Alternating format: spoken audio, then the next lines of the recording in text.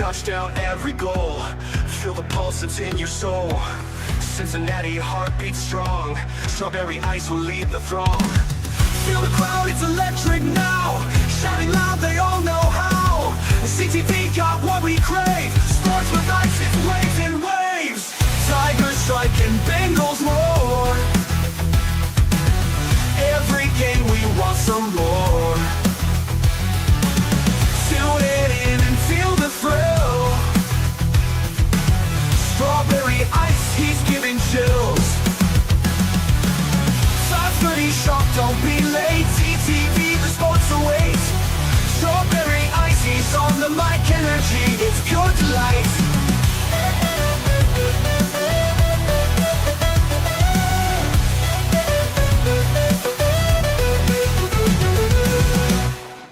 Hey guys, what's going on? Welcome to the show. This is Sports with Strawberry Ice. I'm your host, the Iceman, Jeff Turnipole, and as always, I bring you sports from a West Side point of view right here in the great city of Cincinnati, Ohio. And as always, I'm coming to you live from the Ice Cave, and the Ice Cave is brought to you by Priority Lawn and Landscaping. It's getting nice and sunny out there. The grass is starting to grow. You need your lawn cut. You don't want to do it? Give Priority Lawn and Landscaping a call. You got flower beds that need to be cleaned out, shrubs need to be planted, retainer wall needs to be put in, anything lawn or landscaping. Think Priority Lawn and Landscaping. You can give them a call at 513-430-6114. That's 513-430-6114. You can also follow them on Facebook. And when you do, tell them I sent you. What's up to everybody in the chat? We got to see. Scroll back up. You guys are blowing it up. I love it. Strangers in there. Paul's in there. Robert's in there. Brad's in there. Tony Blazin's in there. Jerome. Matt's in there. Vanguard's in there. Darth. What's up there? My boy Darth. Darth's in there. What's going on? Nick's in there. Jeremy Silent. What's up? Holmes. I think I said, I think it's everybody. All right, boys and girls, it's a great day to be a Bengals fan because Uno and I got 5 on TR Bengals for the next 4 years. Signed, sealed, and delivered. Now we just need Bengal Rick to be right. And Trey Hendrickson is next. And then we go sign a guard and we nail the draft. Sound like a plan? All right. Well, let's get to my guests this afternoon, because we are going to talk T. Higgins, Ja'Marr Chase, the Bengals offense, but we're going to talk draft because we got to hit this draft big time. So let's get to my former seat neighbor, one of my best friends in the world.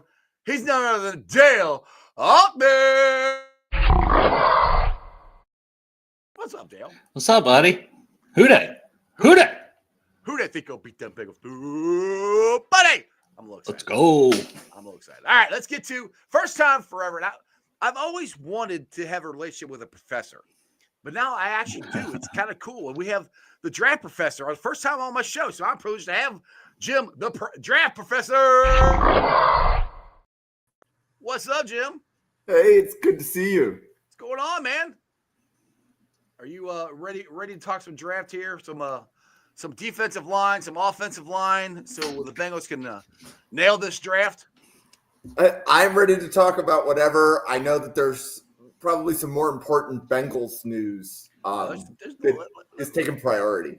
We got the two of the highest paid wide receivers in football with the Bengals and Ja'Marr Chase and T. Higgins. One thing, did you guys watch the press conference? I kind of liked it where T said, and Ja'Marr backed him up. It's not wide receiver 2, it's 1A. And he's like, I just want to be known for, the Bengals respecting me and I'm a good player. And that's that's what I've always said. I was like, T really ain't a 2. He's a 1. I mean, Jim, you're a Bills fan. He'd be a 1 on Buffalo's team if he was a wide receiver for you guys. I mean, he's a hell of a wide receiver. Let's just talk about, Jim, what's your thoughts on Uno and T and this monumental contract that they both signed? You have to take care of your players. Yeah. Right? If you draft them, you wouldn't, if you let them go, you wouldn't get the comp pick for another year. Right. So unless you already have somebody in line to replace them, your offense goes through them. So what's the chances of you drafted a T. Higgins again? Especially with a 3rd-round comp pick, which is basically a 4th-round pick, Exactly. And you did that with Jermaine Burton last year in the 3rd round, and you may get nothing out of him. So exactly.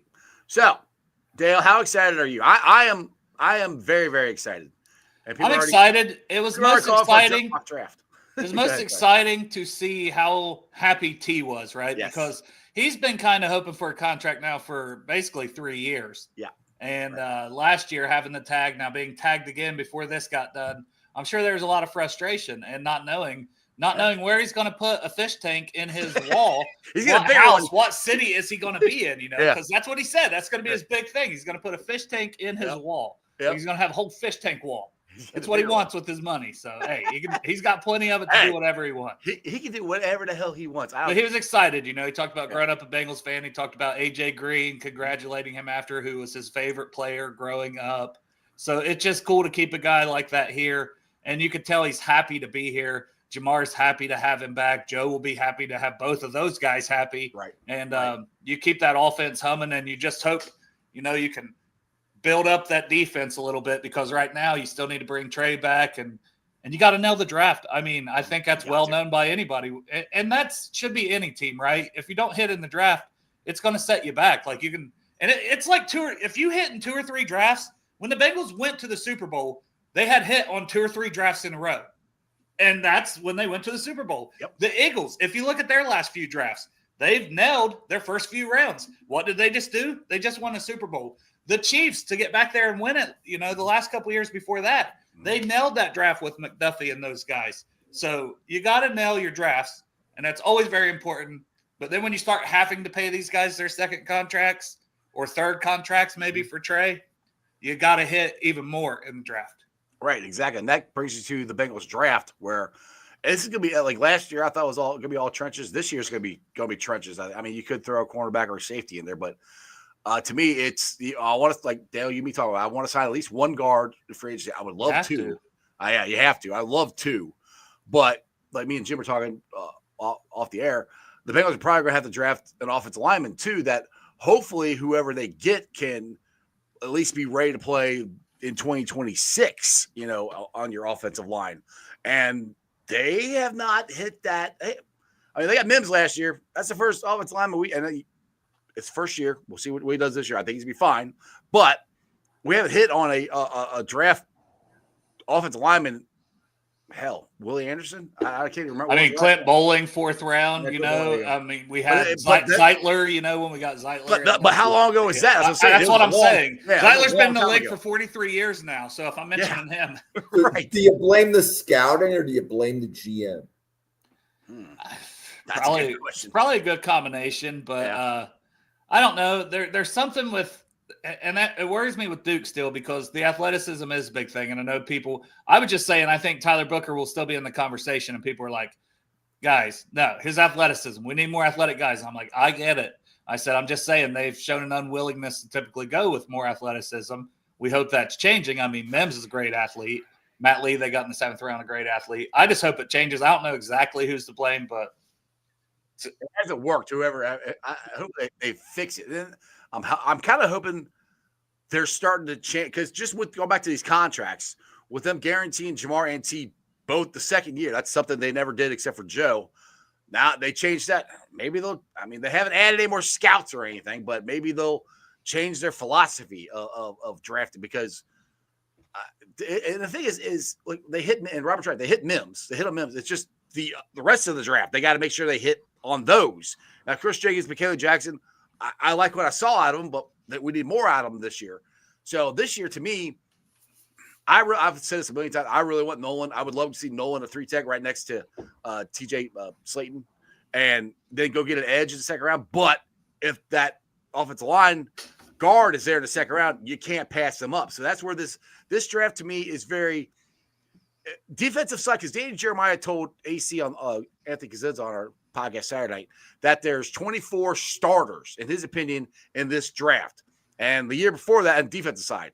And last year, there was 12 starters on defensive side. So there's a lot of defensive starters in Danny Jeremiah's opinion in this draft. Jim, do you agree with that? This is a pretty good draft-heavy draft for defensive. I got to interrupt 1 minute. Thanks for letting me know, Crip. I had no idea we hit 2,000. Thanks, buddy. You broke news to me. Woohoo! Yeah! Bengals are in 2,000! Hey! But sorry. Back awesome. To Jim. No. Do you agree with all that? Yeah, like this is definitely a good defensive draft. And I would also say this is a draft where I guess the right way to say it is it's good, but it's not good for your fantasy football team. Right. This isn't the draft where you're going to be seeing wide receivers go like last year. I think 18 or 19 went in the top 100. Right. This year we're going to see a little bit more than half that, but I think it's going to be closer to like 12 than it will be 18. But if you look at from a line standpoint, while if you need a tackle, this is not your draft. But interior offensive line, I think this draft goes 4 rounds deep. Yeah, make me feel better about the offensive line, because I've been hearing that it's not that great as far as offensive linemen go. Now you're saying tackles is not, but interior it might be. So I think the issue would be there's a lot of guys that they're a tackle, but let them fail inside. Right. Or fail at tackle, push them inside. And there's, you can say that about Will Campbell. Yeah, you Banks, can say that maybe. about Jonas Savanea, Marcus Bowe. Ursery, some people think same thing with him. I mean, it's just a bunch of them. Yeah. So we actually did a podcast. This is actually pretty funny. So if any Bengals fans listening, if you know Parker Blake, Parker is somebody that podcasts with me once a week. He's been on both our shows before. So Tuesday nights at 10 p.m. Eastern. But Parker was challenged with one other gentleman. His name is Drew. Find the tackles, and we're only going to podcast, but you're not allowed to use the word guard. And it was actually one of our better shows. I really liked it. I mean, and they had to dig. But if you dig, you're going to find some guys in rounds 4 and 5 that hit all of the measurables for tackles. You just need to give them a little bit more time. So you're saying we could wait till rounds 4 or 5 to get if we get the right guy at guard, that he could be a potential future starter for us? Oh, I definitely think so. So I think Cincinnati natives will know Luke Kandra. Yeah, he grew up like 2 minutes from me. Yeah, I know who he is. Yeah, so we podcasted on Luke Kandra in November, and his family was retweeting the podcast while we were on the podcast. It was actually one of the coolest things. That's awesome. So I definitely want to give a shout out to Luke Kandra and his family, because and if you guys want to come on my show, just hit me up or just walk down the street because I'm not that far away. And I mean, so players do that. And I also want to give a shout out to Pooh Paul. His father is a very passionate football fan. So if you post a mock draft with Pooh Paul's name on it, there's a good chance his dad is going to find it on X. It's amazing. But we interviewed Pooh Paul. I had Pooh Paul live on my show, whether that was last week or the week before. It's all fuzzy now. But like, it's awesome being able to interact not just with fans, but also with players and their agents and stuff like that. So Draft Professor is a lot of fun. All right, let me get to try to. We have 220 people right now. We try to get to some of these comments here. Dustin, who always brings great comments here. So Lou had heavy say into drafting Hill and Zach Carter. I think sometimes giving coaches too much input can somewhat be costly. Coaches aren't always great drafting. Cough, Bill Belichick. But I mean, one thing as being a Bengals coach, you got to be part of the draft because I don't have that many scouts. So, which is why I'd love to see him hire more scouts, right. and not put it as much on the coaches. I think it's great that the coaches have a say. Yes, but these scouts that are doing it year round and the coaches are doing 800 other things throughout the season that they have a month or two to focus in on it. Mm-hmm. That's people that's been doing it year round and keeping track of some of these guys for 2 and 3 years. So that's why that's one of the things I always bring up about what the Bengals could do better is hire more scouts. Yeah. Yeah. Like Draft Professor, we have 16 people to podcast once a week. And that's how many bigger than the Bengals scouting department. That's maybe the Bengals scouting department has. Keith asked about trading down, and that's something I've touched on. And it's I think a lot of teams would love to trade down in this draft because it's such an abundance of guys in those middle rounds that you might have a guy 15th on your board that's 75th on somebody else's board. So with knowing that, if you can trade down from 17 to mid 20s or somewhere and pick up an extra third round pick, of course you want to do that. I just don't know how many teams will be willing to do the opposite, which is trade up to go get a guy. So I think the Bengals might be too high for some of the trade ups. So generally, like if you think of last year's draft, there were a couple of trades in the top 20. I think Denver traded up one spot to get Knicks, didn't they? I'm not like, 100% but sure on I that think that was about the only trade on draft day. But then if you look at the last 4 picks, they changed hands a few times, right? Because Carolina traded up, KC traded up. San Fran, did San Fran trade up in to get, or was they already there? They were already there because they were an NFC championship team. Yeah. But the reason I'm pointing that out is if you're trading up from early round 2 into the back of round 1, it'll cost you a 4th round pick. And I think a lot of GMs will give up the day 3 pick to move up. But yeah, especially to get the 5th-year option. That's why you see it at the back end of the first round. These teams like having that 5th-year option control. And it's really weird for teams to use that logic because the salary difference of the franchise tag and the 5th-year option, the only position that's different significantly is quarterback. Right. Yeah. Right. Meaning a 5th-year option on Xavier Legette. Really, like, what was going to be the difference of that contract by 3 spots? And if the player doesn't pan out, you don't even want him the 5th year. Right. Yeah. Nothing to worry about. But I mean, I think because you see it every year, right? You see teams do it. But I agree with you. It would make more sense when you're trading up like the Ravens did for Lamar Jackson because it's quarterback. Right. Or the Chiefs did for good. If you're trading up for a quarterback, you pay a king's ransom, and that's okay. And the key there is you trade up for a quarterback. I love seeing fans say, let's trade down and get Jackson Dart. Look, if you have to trade down to get your guy, he's not your guy. He's got traded. Right? Makes sense. The whole premise of trading up is you're going up to get your guy. Right. And so anyway, so going back to like trading up, there's probably going to be a run on tackles at the end of round 1. Because look at the teams at the top of round 2. The Giants, the Patriots specifically need a tackle. So do you think that would change and make the Bengals draft well, you said tackles, right?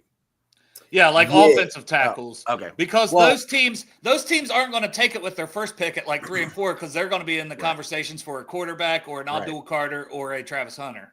So would that change the Bengals thinking and taking a tackle that could be a guard at 17, or do you think they're probably sticking with defense there? Well, I think where the Bengals pick, it's a sweet spot for defense. Yeah, that's where I'm at. I think guard the earliest for me, and you guys are draft extras, would be 2nd round. And listening to you, Jim, it might be farther down than that. I think if you're happy with a player. Like, now I got to remember.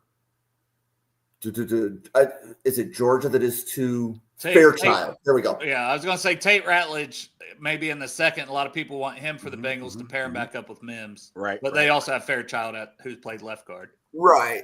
So, like, if you think, like, if you're okay with a Dylan Fairchild or a Luke Kandra, where they're probably not starting for you until 2026, are you okay with that? Then you can probably get them in round 4. Yeah, and I can say a lot of this fan base is not going to be super comfortable with that because that means you're rolling out Volson or Ford, whoever wins the job. I agree. And that's assuming you sign one prior to this. If you go into the draft and you haven't signed one, I don't know how in the world you could not take one in at least the 2nd round. Yeah, at least. Well, I agree with what Paul said. We need to sign at least 2 guards, which I've said. Well, yeah. I would love it. I don't think they're going to. Street Freisner. And the thing, I want to ask you guys something. We've been talking about Tevin Jenkins.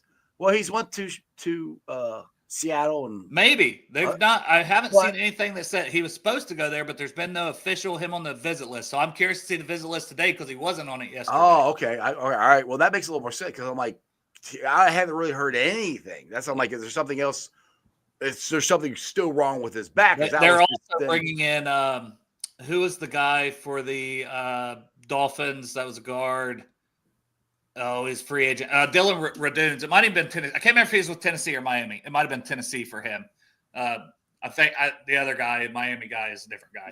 Eichenberg's who I was thinking, but that's not who they're bringing in. It's Tennessee guy, Dylan Radunes. They're bringing him in for a visit tonight or tomorrow. Okay. So Seattle's bringing him in. They brought another guy in yesterday that also wasn't Jenkins.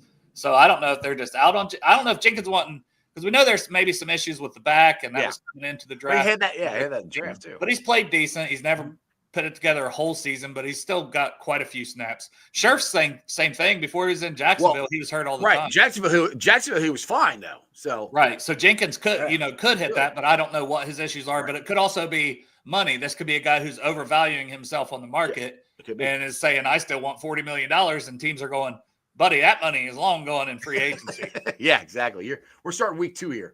All right, let me get a couple more of these questions here. If Kenny G is there at 17, would love to see him back with Chris Jenkins. What you guys think? Kenneth Grant. Yeah, I don't think it's happening anymore. I was big on Kenneth Grant, but once they got Slayton, I'm just like, I think it'll be Slayton and McKinley at that spot, and they need more pass rush and I think Grant has upside there, but you're getting an elite run defender. But that's when you go and your first move in free agency is TJ Slayton, who is a run defender, not a pass rusher. Yes. That tells me you're probably not also spending your first-round pick on Kenneth Grant. Right, exactly. Yeah, and there's a lot of good pass rushing 3 techs that you can get as a role player rounds 3 and 4. I know like Aeneas Peebles might be in that spot, or Omar Norman Lott from Tennessee. Does he have I heard something about a knee. Is it maybe a knee issue that came up at the combine? I don't know if you had heard any more on that, because I really like Norman Lott, even though, he's not a very good run defender, a lot of missed tackles, but he can rush the passer, which is what we need. Yep. Yeah. Go get that. So I think I have heard the same injury concerns, yes. Okay. All right. But again, that would be why a possible top 75 player falls to day 3, 4th round or something. Yeah. Right. So I actually think, like, for some of the Bengals' needs, like if you're looking for a pass rushing interior and an interior offensive line, I think round 4 is a good sweet spot. I'm looking at like Emory Jones, Clay Webb, Dylan Fairchild, Jackson Slater, Logan Brown would just be some names that you're probably going to be able to get them in rounds 4 or 5. Not all of them will be there, but more than one of them will. Well, like I said, we only got 6 picks. We need to at least hit on 3 of them. 3 of them. One of them's got to be a starter for us now, I think, either interior or edge. And the other one's got to be rotation. We got to hit on 3 of these guys, at least. You should be able to find undrafted free agent guards. Right? Like that is a legit strategy to team building. Right. Especially with Buffalo, I see a trend where they'll bring in an offensive lineman. He stays on the practice squad for a year, and then he makes the roster the next year. Same thing happened with Jackson Kirkland then he got hurt, unfortunately, but he had made the 53 after a year on the practice squad. That's that's what they like. And not going by what Trag said. Trag said they like him a lot. So. Yeah, because they did bring him back on it, this year too. So, I mean, there's guys like that the Bengals have, but I don't know. I think they need more, and maybe even earlier. I don't know. I would feel a lot better about the whole situation if they went out and they signed up Brandon Scherf, somebody like that. That's like, okay, he's done it in the NFL, and he still had over a 70 pass blocking grade per PFF last year. So you at least give me that guy for now. I know, Jeff. The greedy part of me also wants 2, but I'm saying, can I? Yeah. You got to get 1 before you can get 2. So I agree. I agree with you. I agree with you. All right, Christopher here. He says, thoughts on the Wisconsin tackle Jack Nelson? His position is mislabeled. Okay, he's a guard. You think so? He's tall, man. I don't always love the guys that are that tall, because he's over 6'7", probably 6'7". He would be a tall guard, but I don't know that you would want him at tackle. Yeah. At the next level. But okay, if you want to, so if we say you try him at tackle and you fail inside, he might fail inside after 3 days of camp, as opposed to somebody else that you might wait till a couple of preseason games to figure it out. Yeah. Kind of thing. But that's another my guy opinion. too that we've been talking about a little bit on our show has been Anthony Belton, because I think he's another big guy that will move inside. Big, massive guy. And also when you get a guy like that, and it's probably like, no, you're going to be a guard in the NFL. But if injuries happen, this guy has played a lot of football at NC State at tackle. So I always think that's good when you can get a guy like that. But I do think that's a guy too. Maybe he might even be a third round type of guy. I don't know that he makes it to day 3, to be honest. All right, we got a $5 super chat from Dustin Croft. Appreciate it. Going to be interesting to see Al Golden's evaluation of the secondary. He likes corners on islands. If he can't get that system, we'll need to change. Which Dustin brought this up on yesterday's show. And I'll ask Jim. I ask your opinion on this. I said this before. I will never say we don't draft a corner. At just as much need as we have on this defensive line, in my opinion, if CTB bounces back, which I think he will, and we got DJ Turner and Dax Hill could be inside or out, however you want to do either one of them. Probably Dax on the inside. I think we'll be okay if we get more consistent pressure. I mean, I'm not saying don't draft a corner, but first round, you're talking even pick 17, right? Yes, pick. I mean, later on, 5th, 6th, right. Yeah. Later. So this is not the year to need a corner. And so what do you think of the Bengals cornerback room in general? Is it? I'm pretty happy with it, to be honest. If you get more pressure, I think they look a lot better. Because they're athletic, fast, and I think Ryan Sparks, among others, has explained to me that the Cincinnati Bengals have invested a lot of draft capital into their corner room. They have. So anytime I've mocked a corner to the Bengals, I get feedback on Twitter. Yeah. But again, it's coming from Ryan. So if we have to take Ryan's advice with a grain of salt, then we take it with a grain of salt. Well, if he's talking Harold Fannin, you do. Yeah. That slander has happened. Ryan has been on my podcast twice. He's active in the chat probably 3-4 times a week. So I appreciate Ryan. If Ryan is listening, I'm saying everything with a lot of respect. But, with all due respect, now you can say whatever you want. Yeah, I'm not saying the same thing, Dale. All due respect. But anyway, like I think a story that's not being told is this is a weak corner class. And what makes it even weaker is 3 or 4 of the top 6 guys have significant injury concerns. Significant. Right. So if you need a corner, get it quickly, because by the time I think you get to the end of round 4, there won't be many left. So, for example, Buffalo needs a corner. Okay. Rasul Douglas left as a free agent. So we have a starting cornerback spot that has not been filled in free agency. And there are not a lot of good corners in free agency. Overall, this was not really a good free agent class. Not really. But anyways, if you look at the draft board, like there might be 7 or 8 corners that would go in the top 64. And that would be below historical averages. The average number of corners that go in the top 100 is 12. And depending upon what draft podcast you watch, like I'd be curious. I think there's only going to be 10. I'd be curious how many corners Dale has in his top 100. But I'm confident that it's under 12. Hold on a second. Christopher wants to know what's the health of Benjamin Morris and Will Johnson. Yeah. Morrison, I would punt on. Like, I mean, I don't have access to the medical. But a hip is scary for anybody, let alone a corner, because more than any position. Ken says here, Jeff Mabuka, then corner. Mabuka is Andrew Makuba from Texas, the safety. Very good cover safety. He's played some slot corner. He was at Clemson before this season when he went to Texas. This is actually a really good safety class, I think. At least one of the guys that podcast with me has, I believe it was 8 safeties in his top 100. Wow. Which was crazy a lot, but I think most people have at least 6, which is, again, ahead of historical averages. What about the kid from Notre Dame? Because everybody keeps mocking him to us. Yeah. Everybody loves Watts, and they think Golden's going to love him. And, right. I like him. What are your thoughts on Watts, Jim? Well, I would be I am very curious if he goes before the Bengals' second round pick. I would say the Bengals round 2 pick is his. That's how far he would drop. I would have a hard time thinking that there would be a player that would make the Bengals better there in round 2.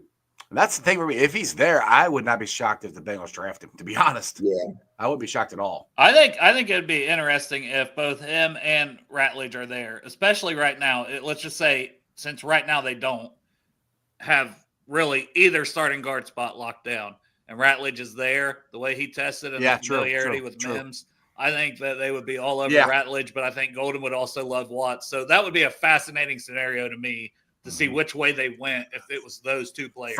For me, I'm going guard just because we need a guard bad. I mean, even if we sign one, I would go with Ratledge at 49 if I was drafting, but I'm not. But I don't think Watts falls that far.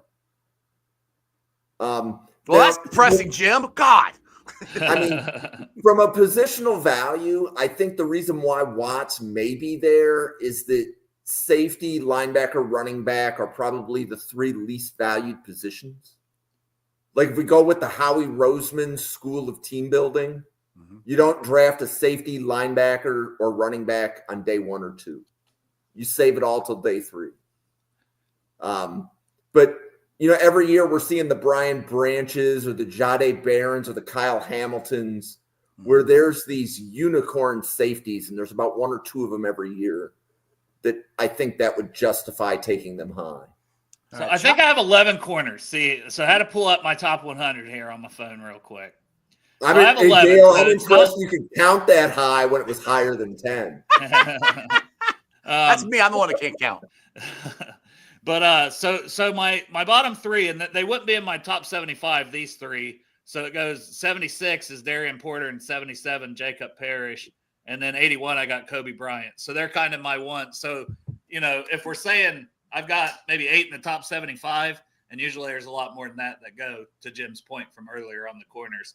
But like Kobe Bryant, him weighing at 180 was actually good. I know that's a concern for some people, but people were worried if he's going to be 170.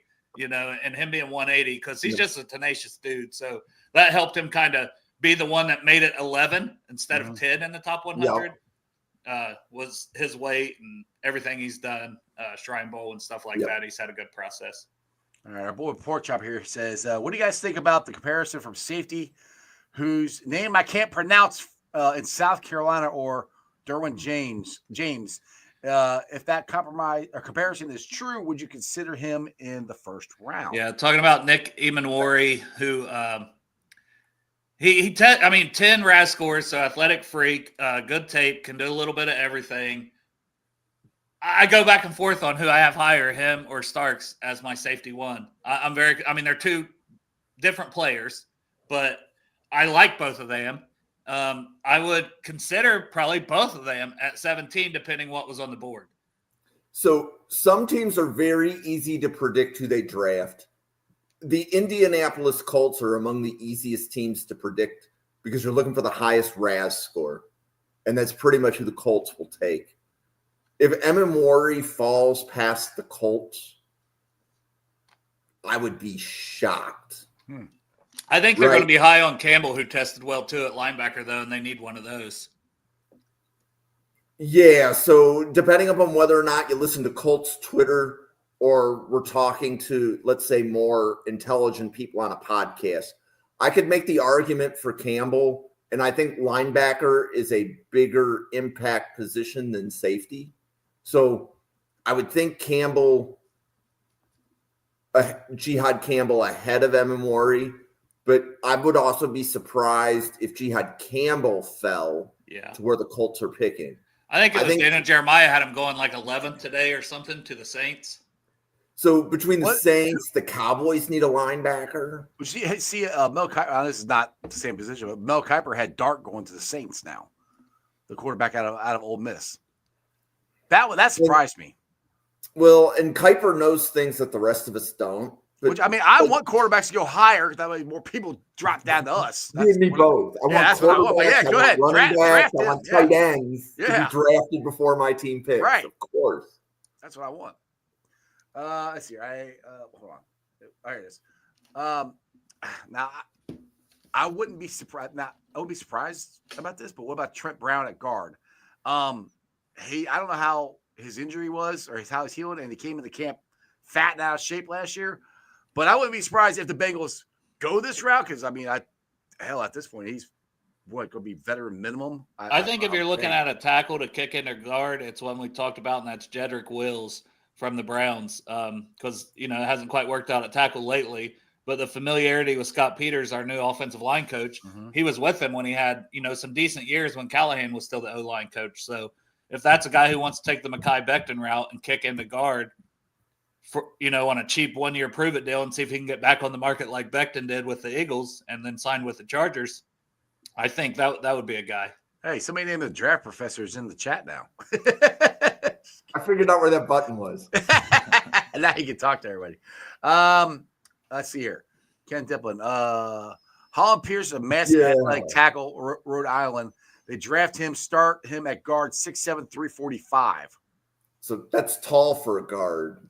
I think he was even 6'8", so I think like his official measurement was 6'8". You know how big our line would be with him and Mims? Yeah, I've talked about adding him. Well, if he fell, he fell in that mock we did last Friday. Oh, that's right. Jeff. Yes, He fell to like the 6th round, and I was like, guys, I can't help it. I'm taking him here in the 6th. But I think he's a guy who could go in the 3rd. He's just a massive human. You wonder about his foot speed and, if he could stick at tackles. So maybe he does slide in, but 6'8" is so massive to do it. I wouldn't want to do that.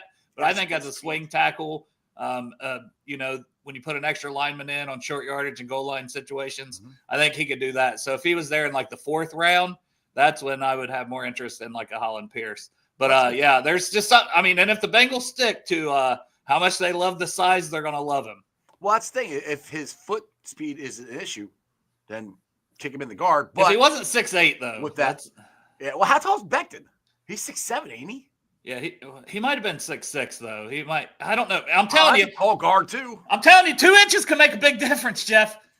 That's damn. I can't say it. Boom. I was leaving it alone. I can't say it. Jim, what's your thoughts on that?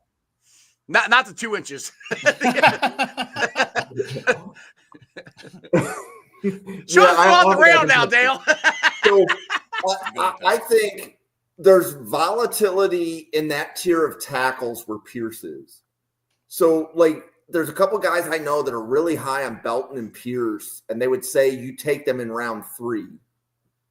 That's right, because there's not a lot of tackles. It's the same way there's not a lot of corners. I think you're going to need to take them in round 3 if you want them. Yeah. Okay. And this goes back to the whole trade up, trade down discussion from many minutes ago. Right. It's really cheap to move up into round 2 or 3. So, for example, Buffalo has no round 3. But Buffalo has 2 round 4s, 3 round 5s, and we still have a couple of 6s. We have 10 draft picks, and 10 guys aren't going to make the team. Right. So we're going to take those picks, and we're going to move up. So we're probably going to take a 4th round pick and move it up into round 3. And Brandon Beane tends to move around the board like that. So everybody's, okay, we gave up the pick for Xavier Worthy, right? Media was all over it, right? Right. Did you realize in that trade, Brandon Beane took a 6th round pick and moved it up into round 3? Yeah. There is some genius there when you're doing the trade up. If you have a lot of picks, look at the Eagles next year. The Eagles have they have a comp pick in rounds 3, 4, 5, and 6. In addition to 10 or 11 picks this year. Jeez. We had 6. If you have that many picks and your team is in the playoffs, you're going to be trading the picks to teams that don't have a lot of draft capital because you know that those guys aren't going to be able to make your team. Right. Well, and if you're wanting to be a playoff team and maybe you missed it the year before, you probably don't want to roster all 10 Cincinnati Bengals last year. That means you didn't do enough in free agency, even in the 2nd, 3rd, 4th tier of free agency, that you didn't improve your team enough that you had to roster 10 guys, one of them being Tanner McLaughlin, who never touched the field, even with injuries at tight end. It's just that's not a good way to go about it. Right. So I'd rather have a GM that moved around, but we don't even have one of those. We don't have a GM. All right, Ken here. We already touched on safety, but I said, is there a linebacker / safety in this year's draft? We kind of touched on safety. Number one guy would be Nick Emmanwori. There you go. And he's from South Carolina. So he's like a 230-pound safety. And he's probably going to go round 1.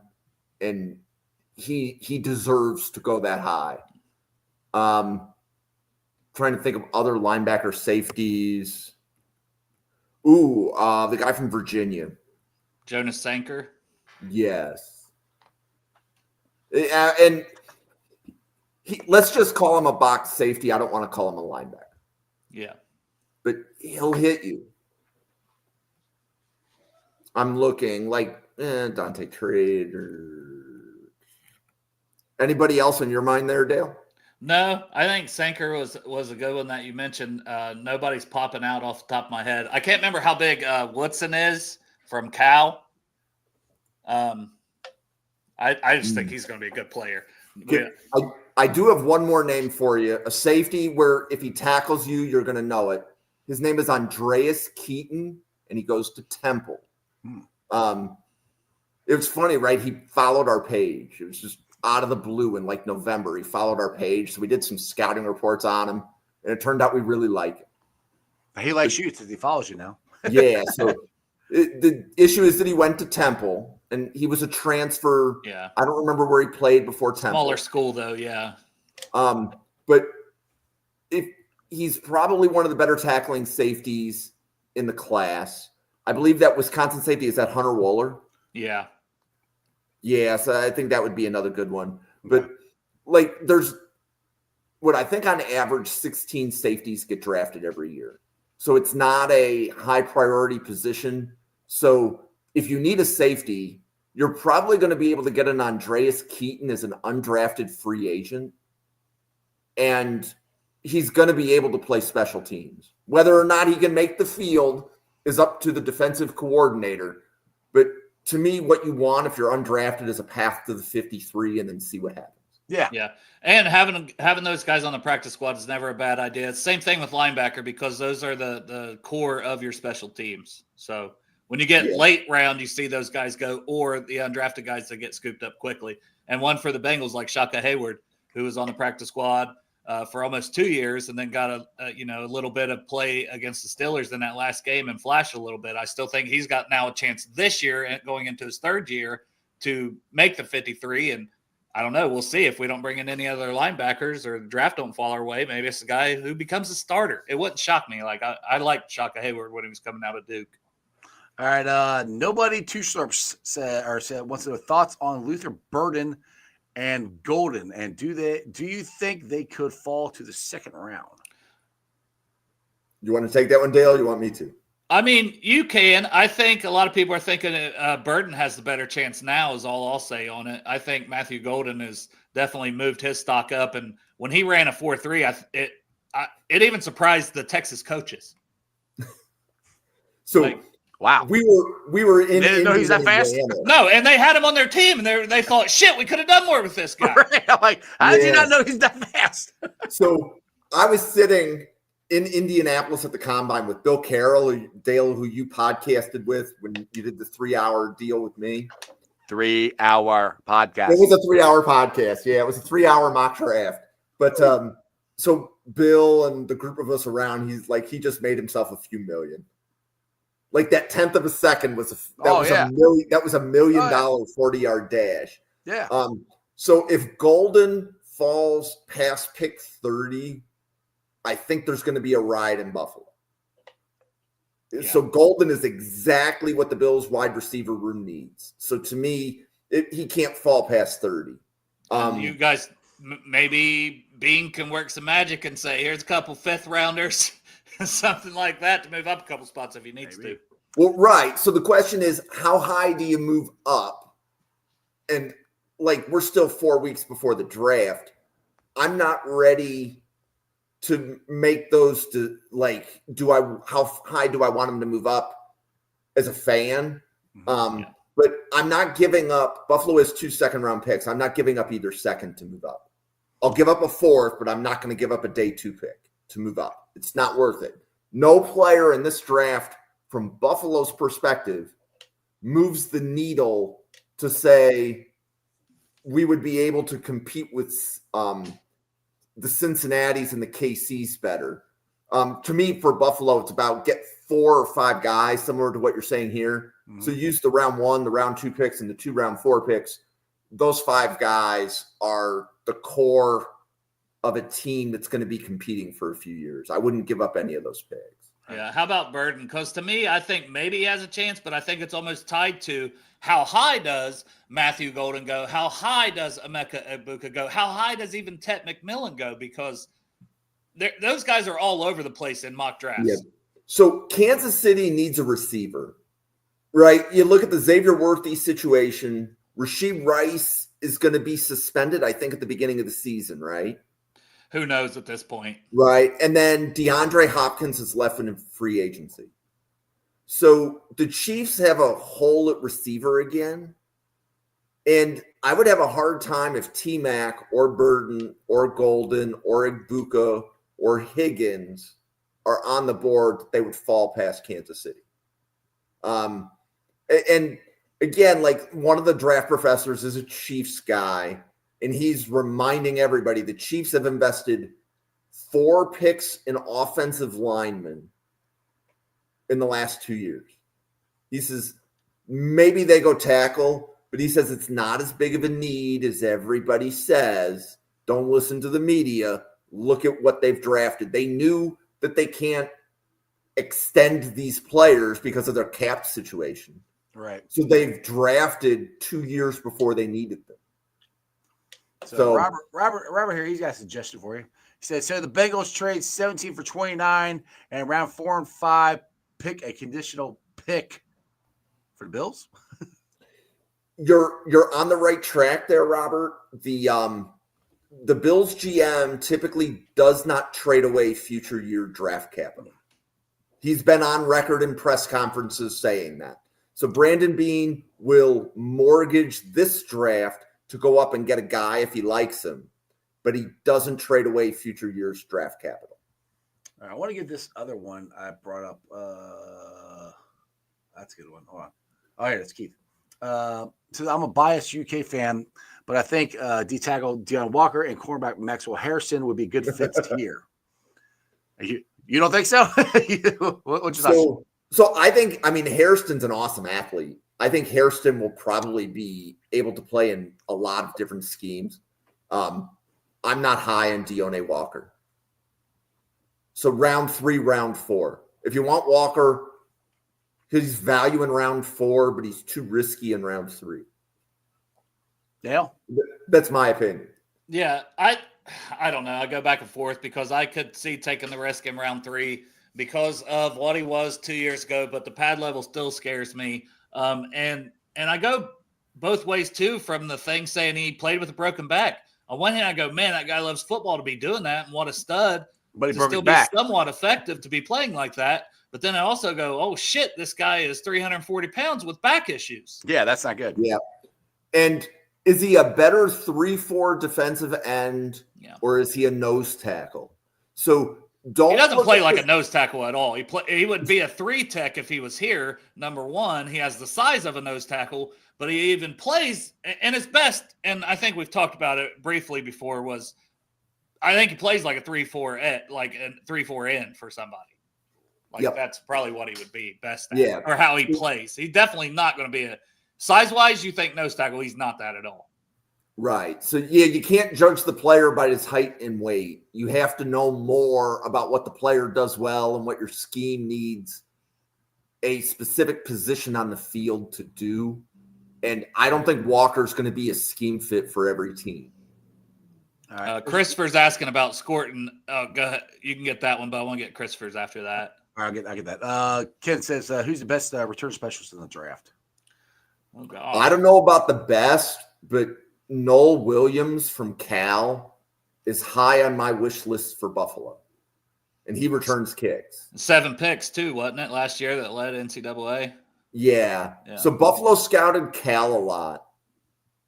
So one of the people that helps me, he literally follows the scouts and the people that report the scout visits on X. So every Saturday during college football season, if it's a credentialed scout visit, it has to be announced. So we know what schools Buffalo Scouts are going to. And ironically, Cal, which is weird because Buffalo's typically sticks with Big Ten and SEC. So if they're scouting Cal and they're all the way out on the West Coast, that's a unique thing. So they're clearly watching Noel Williams because I think the next highest guy is at Teddy Buchanan. Well, and Woodson, I think, was a Cal guy too that I talked about earlier, the safety. Yes. So there's maybe they were there watching Woodson. Maybe all of them. Yeah, just that defense. Yeah, there's a few guys on there. But if you have a corner that you like, you can also evaluate all the wide receivers that go against him, right? So meaning if I think everybody Noel Williams is not a secret.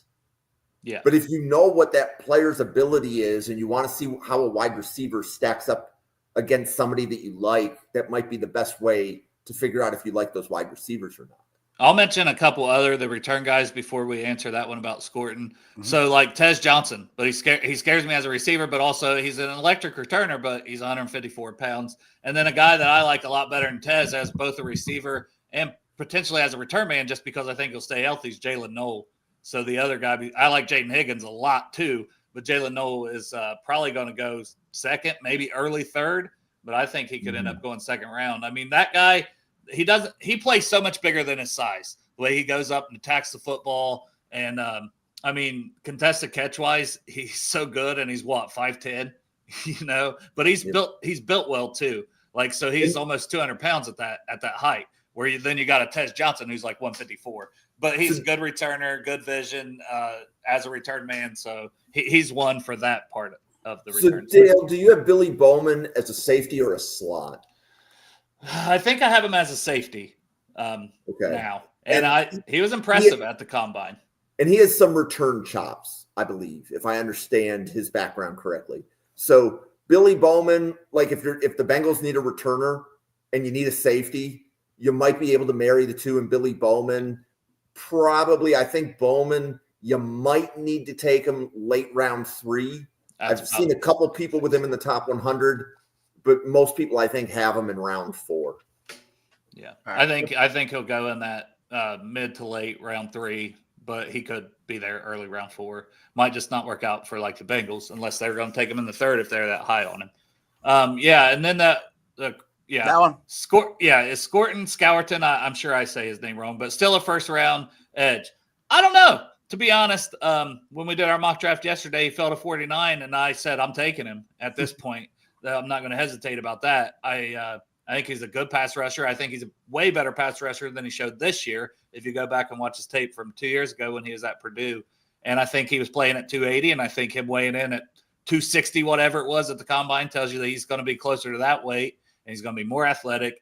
And he was a guy talked about as a top 10 prospect coming into this season for a reason. So I think he'll go in the first round, or do I think he's a first round prospect? Because I think he's a fringe first round prospect, combining both of these past 2 seasons that I've watched a lot of him. But and I think similar, he could go fringe first round, but he could fall into the second. It wouldn't surprise me either way.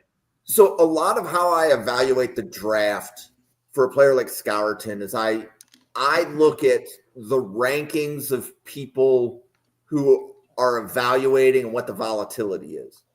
So one of the guys that is a regular podcast on my channel, he has Scourton as edge 2 with a top 10 grade. He should not be there at pick 10. That's how high he has him.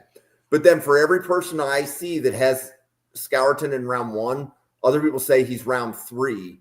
And ironically, if you check the Draft Professor Twitter feed, Scourton was our subject today, asking people, where is he on your board? And you're going to see a lot of answers. You're going to see people that say he's a top 25 player, and you're going to see people that say, I'm not touching him until round 3. Okay. We got about 5 minutes. I got to get the heck out of here because I have to go catch a plane. I'm going to try to get through some of these questions here. Do you think we address running back 2 early in the draft?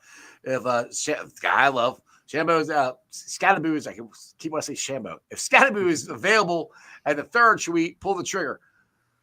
I love him, but I don't know. Jeff's like, yes. No, I love him, but I don't know. I think that's about where he's to going to go, though. Third, I highest. think I would feel best getting a guy in the fourth Yes. or the fifth, and I think I would rather take a Damian Martinez from Miami. And I love the guy, but I'd rather get him. I know, and I do too. I do too. I'm not I think he's a dog on the football field, but I just think where I would value one already having Chase Brown and even having P. Ryan here. Yeah. Getting another guy in, I would take Damian Martinez. We'll just say fourth round instead of Scatterboo in the third. There you go. All right, where do you general have, running back philosophy? If you think you need a running back this round, wait around. Wait around. There you go. Where do you have Landon Jackson and Darius Alexander? I think the draft community is sleeping on Landon Jackson. I think the NFL is going to be much higher on Landon Jackson than media is. All right, Campbell. I got second round for both of them, but could either of those sneak into the back end of the first? Absolutely. All right, Campbell at linebacker. Yeah, he's a top 15 player on my board. If he was there at 17, I would not feel a bit bad if he was the pick. And I'm not going to be able to get through everybody's comments. You guys are killing. We got 44 people on here. I love it. We get a couple more here. Stranger does not like Scatterboo. Terrible pass. He is. He is. I know he is. He's not wrong. I know he is, but I still want him. I like the guy. I like, me. I fall in love with guys. We don't ever draft them. Daryl Wynn. This draft is deep at running backs. I'm done. Mox getting Scatterboo in the 5th and the kid from Virginia Tech in the 6th. Daryl Wynn, what's your thoughts on those guys? Go ahead, Jim. So I think, first of all, mock draft simulators are fun. Don't let that trick you into thinking that's how the regular draft goes. Right. That would be like, I tried to design a simulator that was going to be more random, but I'm just trying to make it more random because the draft is more random, not because I'm smarter than everybody else. I didn't like logging into the other simulators, and I could always predict who was going to be there from one round to the next. Right. Real quick here, I gotta get off here. Real quick, I'll pull up your draft simulator so everybody can see what it is and where can they find? And I'll let him plug that, Jeff, because I know you're in a rush. So Bengals the Brews. I'll see you guys later. Yeah. Thanks, Dale. Dale, it's good to see you again. See you, brother. You. Next time we'll do this. I have more time. We keep going. I just gotta go catch a plane. No worries. So, so I created my own draft website called draftprofessor.com. You're seeing it here. It is a mock draft simulator. It's a little bit different. So one of the things that makes it different is that the picks of the fans control the player board. Mm-hmm. So the players you pick on this simulator, if you pick them for Cincinnati and you tell me who you picked, when I do a mock for any other team, I will send you a screenshot of who Cincinnati picked in the mock. And there's a really good chance that the players that you picked in your mock are going to Cincinnati when I do my Bills mock. So you can move players kind of up like and down. Bidding. Yeah. Say that again. So you're moving players up and down by the mock drafts that the fans do. Yes. So very dynamic in that regard. So while it may not be for everyone, because the player boards on this jump up and down. So you have to know which players you want, and you have to be able to go find them, because if you don't pick them, they move down. Right. So sometimes they're at the bottom of the draft board because everybody skips them. Yep. So, but it's a much more dynamic experience on a mock draft simulator than you will probably see with the other sites. And I have a lot of fun with it. I podcast on the draft twice a day. So we've got a fantasy draft content. Go to Draft Professor. He's got you covered. Yeah. So tonight, for example, we're doing fantasy. So how does the draft community rate a player? And then how should you rate them for your dynasty team?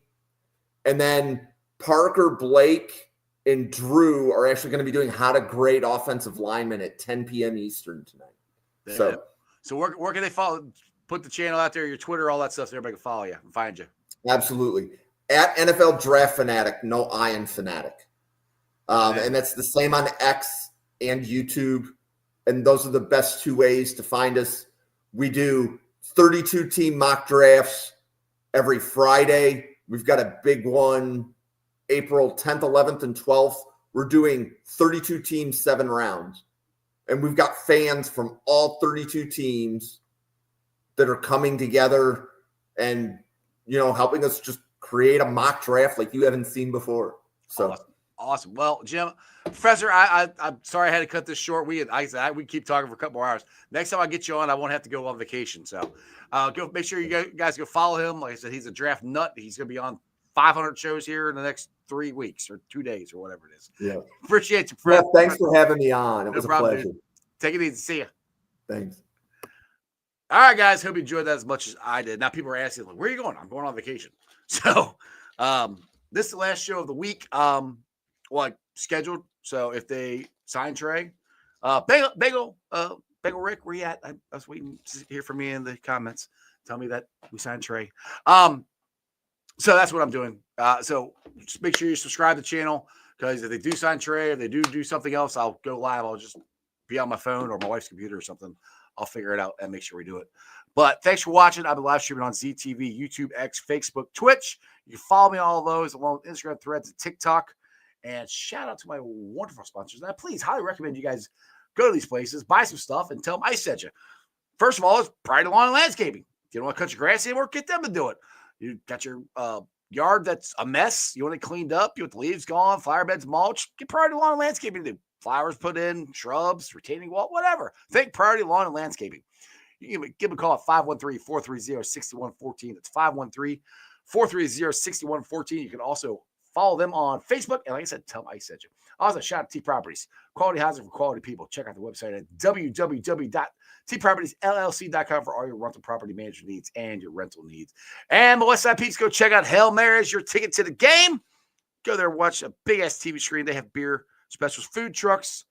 It's an awesome place to watch games and just go hang out with your friends. Free parking too. Again, Hail Mary's, your ticket to the game. They're right in the heart of Cheviot from a Westside Peeps. And also shout out to Meyer Windows and Doors.